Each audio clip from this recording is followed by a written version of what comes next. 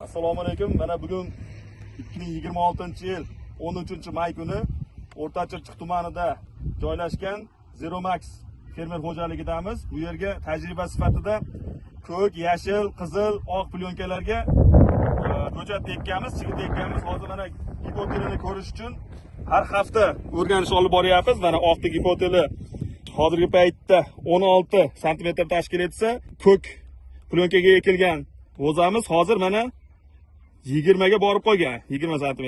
Qizil bilan yashili bir xil hozir 16 sm ga to'g'ri kelyapti gipoteli.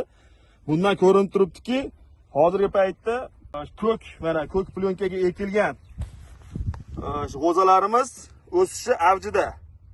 Shuni inobatga olib, mana hozir biz fenolay kuzatuvlarini olib boryapmiz. Bugungi kundagi fenolay kuzatuvlarini hozir daftarimizga yozib qo'yib, kelgusida Toshkent viloyati uchun ilmga asoslangan paxta yetishtirish bo'yicha qo'llanma tashkil qilib beramiz.